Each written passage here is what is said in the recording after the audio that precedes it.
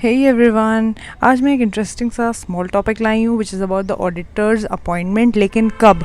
जब एक casual vacancy हो जाए तो क्या करना होता है हमें। तो पहले देख लेते हैं कैजुअल वैकेंसी वगैरह का क्या मतलब है। उससे पहले देख लेते हैं ऑडिटर अपॉइंट करने का मतलब क्या पूरा अपना कंपनीज एक्ट ने बताया है।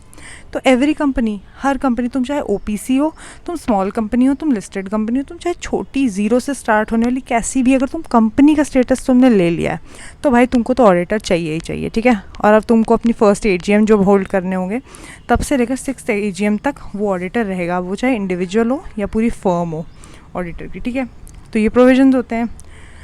और फर्स्ट ऑडिटर में क्या होता है, बोर्ड अपॉइंट करेगा with in 30 days of registration या इनकॉर्पोरेशन ऑफ द कंपनी। सही बात है। और उसका रेटिफिकेशन हम एजीएम में करा लेते हैं, ठीक है। बोर्ड नहीं अपॉइंट कर पाया तो हमें मेंबर्स की मीटिंग ईजीएम होल्ड करनी होगी 90 डेज में, फिर मेंबर्स ही अपॉइंट करेंगे। वैसे बोर्ड कर देता है अपॉइंट, मेंबर्स क्या कर लेंगे, बोर्ड ही करता है अपॉइंट, ठीक है।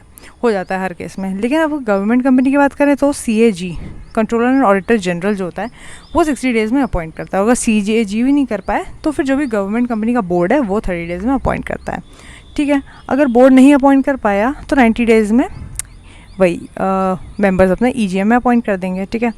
टेन्योर क्या रहता है वो फर्स्ट ऑडिटर, उसका रहेगा जब उसको अपॉइंट किया गया है फर्स्ट ऑडिट को, जो फर्स्ट बोर्ड मीटिंग अपॉइंट किया जाएगा ना, तब से लेकर वो अपने कंक्लूजन ऑफ फर्स्ट हर AGM टू AGM, जैसे 5 साल का टर्म रहता है ना, तो 5 साल में 5 AGM हो जाएंगी, तो हर AGM में उसको रेटिफाई कराना होगा। ऐसा नहीं है कि एक बार अपॉइंट करा लिया और वो सालों साल उसकी अपॉइंटमेंट ऐसी चल रही है, नहीं।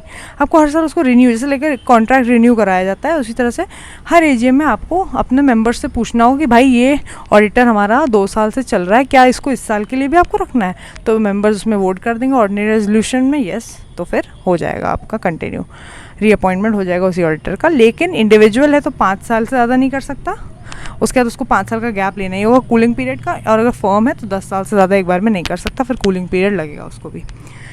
अब भाई वही सब्सिक्वेंट ऑडिटर की भी तो मैंने बात कर दी है, वही कब कब अपॉइंट होंगे। So with in 15 days of the meeting company को नोटिफाई करना होगा अपॉइंटमेंट के बारे में। ये कंपनी का काम है, कंपनी को नोटिफाई करना होगा इन फॉर्म ADT1। मतलब कंपनी फाइल कर देगी रजिस्ट्रार को ये बता के, देख लो हमने एक अपना ऑडिटर अपॉइंट कर लिया है, ठीक है, we are within the compliance, ऐसे करके बताना होगा।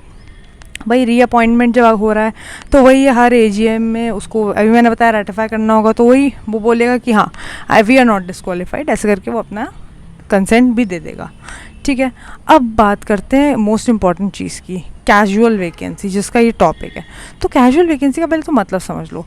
देखो, ऑडिटर एक बार अपॉइंट हो गया तो सालों साल चलता रहता है, ठीक है। लेकिन तो उसकी जो टर्म है, वो टर्म अगर ख़त्म हो गई तब तो ठीक है, उसका मतलब तब तो फिर वो अपॉइंट नहीं कर सकते। लेकिन वो टर्म के अलावा मिड टर्म या फिर टर्म ख़त्म होने से पहले ही कभी बीच में वो कह रहा है कि अब हम नहीं कर पाएंगे कंटिन्यू, या फिर आप ही एज अ कंपनी उसको निकाल रहे हो, या फिर वो इंडिविजुअल है वो मर गया, सो इधर ही डाइड और became unsound of mind, any other reason like resignation. तो ये सारे रीजंस टर्म ख़त्म होने के अलावा जो भी रीजंस होते हैं उनको बोलते हैं कैजुअल वैकेंसी। ऐसी वैकेंसी जो मतलब कैजुअल वे में अराइज हो गई। अब क्या करना होगा हमें कैजुअल वैकेंसी में ऑडिटर को, हमें अब उसकी पोजीशन देखो, हो सकता है कि 1.5 साल का अभी बचा, इंडिविजुअल था मर गया, ठीक है, एक इंडिविजुअल था वो मर गया, अभी 1.5 ईयर का हमारा टर्म ऑलरेडी बचा है कि 1.5 ईयर में इसकी टर्म बची थी और ये पहले ही डाइड। अब हमें ये जो 1.5 ईयर ही कैजुअल वैकेंसी अराइज हो गई है एज अ कंपनी सेक्रेटरी, तुम्हें क्या करना होगा, बचे हुए टाइम के लिए तुम्हें अब एक ऑडिटर को कैजुअल वैकेंसी फिल करने के लिए अपॉइंट करना होगा। तो पहले ADD3 ले लो from the previous auditor of resignation. भाई अगर वो डेथ ई डाइट तो अलग ही बात है, लेकिन अगर किसी और रीज़न की वजह से, लाइक प्रोफेशनल रीजंस की वजह से उसने छोड़ दिया है, तो उससे आप उसका रेजिग्नेशन लेटर ले लो, ठीक है। फिर कंसेंट ले लो नए वाले का कि हाँ आई गिव माई कंसेंट, मैं बनूंगा ऑडिटर, ठीक है। उसके बाद बोर्ड रेजोल्यूशन वगैरह पास हो जाएगा, बोर्ड मीटिंग पूरी कंडक्ट करी जाएगी प्रॉपरली, आपको मिनट्स भी बनाने होंगे, और फिर आपको नोटिस देना होगा 21 डेज़ का EGM का। EGM में उसको कंफर्म कर दिया जाएगा। वही रेटिफिकेशन तो हमेशा मेंबर्स ही करते हैं, ठीक है।